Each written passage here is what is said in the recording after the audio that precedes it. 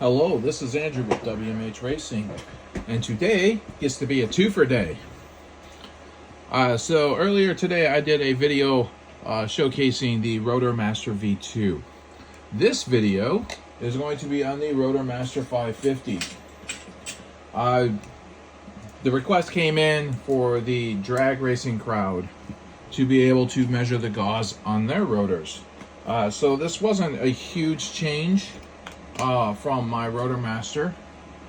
I went ahead and took the task on. The biggest difference being that the sensors needed to measure the gauze of these big rotors needed to measure higher than the sensors I was using for my Rotor Master, which is one of the reasons why I changed the sensors on my Rotor Master and came out with the V2. It was because of these drag motors, and I kind of wanted to keep components the same. So I went ahead and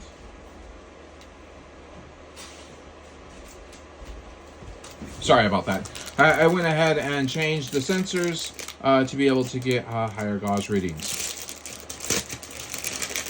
All right, so let's go over the Rotor Master 550. First, we're going to notice that the rotors for these things are a lot different than the 540 size rotors. I don't know if all the 550 rotors look like this, or I'm assuming they're all relatively the same size. I know there was like a Kevlar coated one, or a Kevlar wrapped one that measured really high. All right, so again, just like the Rotor Master V2, this can be powered off of around 7 volts on the low side all the way up to 15 volts on the high side. This does have reverse polarity protection, just like the Rotor Master V2. If I plug the negative into the positive and the positive into the negative and go ahead and put the battery in, nothing happens. This is good. So we'll go ahead and flip these back around the way they're supposed to, and back in, and we see that it comes back on.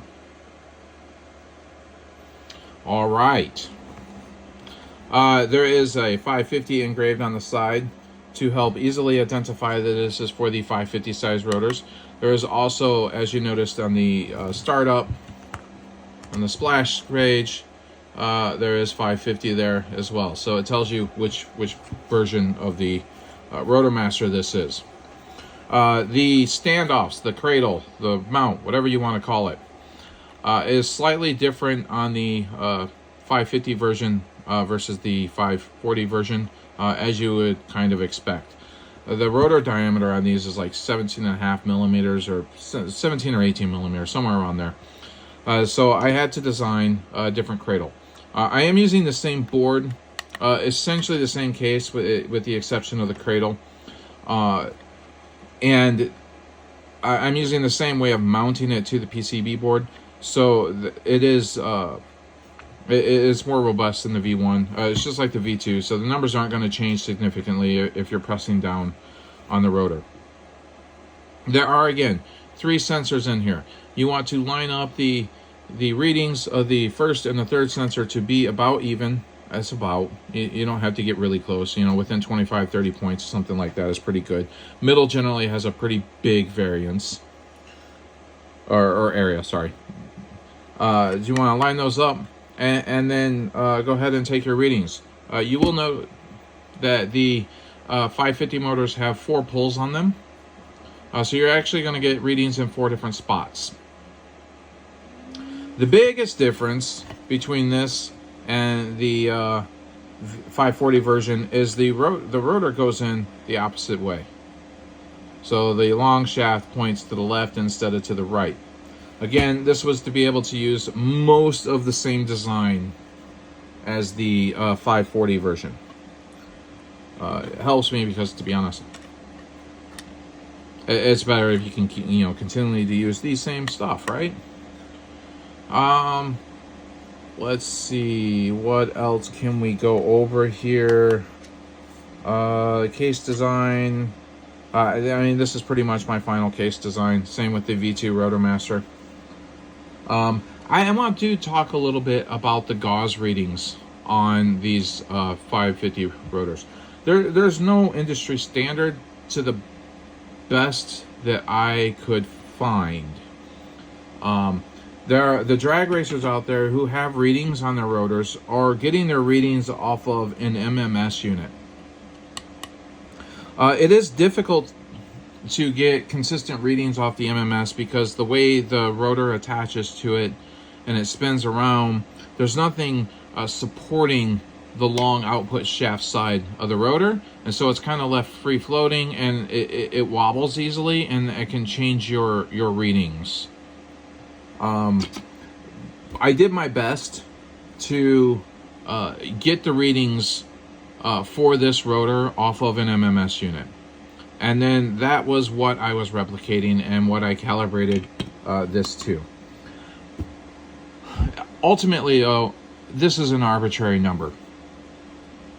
It is using a multiplier. That multiplier is significantly higher than the multiplier I use in my V2 Rotor Master. In the V2 Rotor Master, the multiplier there is only there for very little number changes.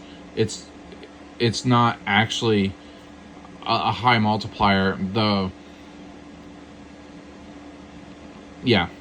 distance that I have for those rotors to the sensors is pretty close to spitting out the exact number it needs to. So that one is just a very little multiplier. This one is a significant multiplier. We're multiplying this by almost 2.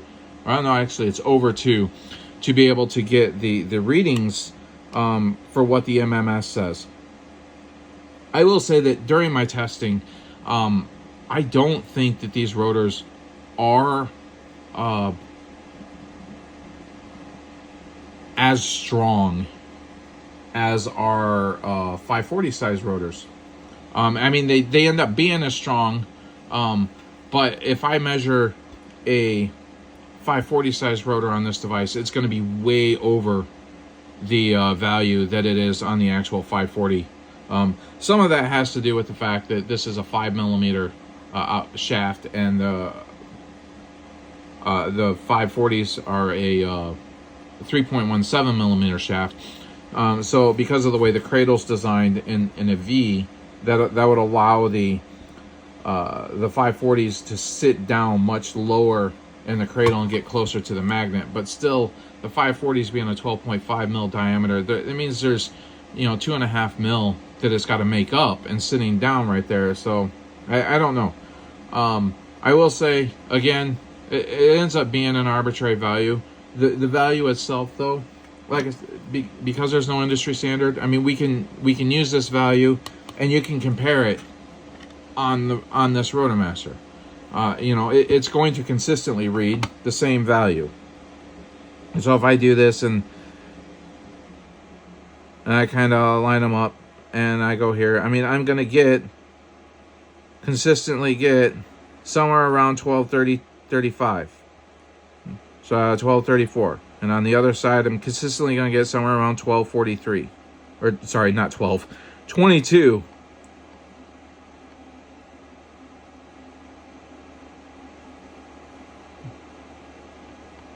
And the max value is 2243. I can see that the max value is 2243. So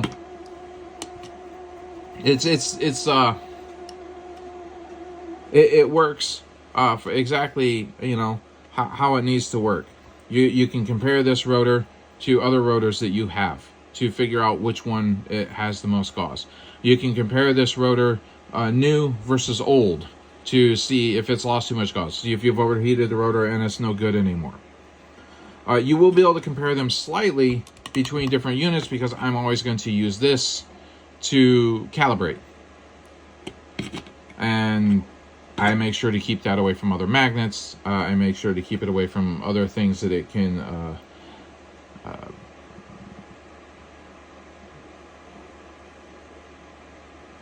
sorry.